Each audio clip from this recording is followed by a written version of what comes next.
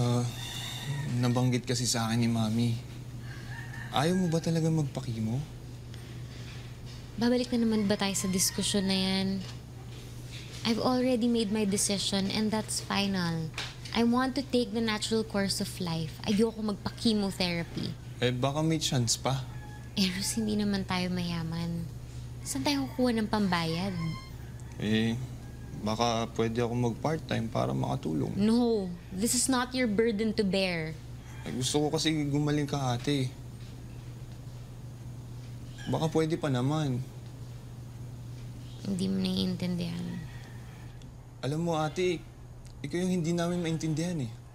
Na kung bakit ayaw mong maniwala na may chance pa, na kaya mong pang mabuhay ng mas matagal.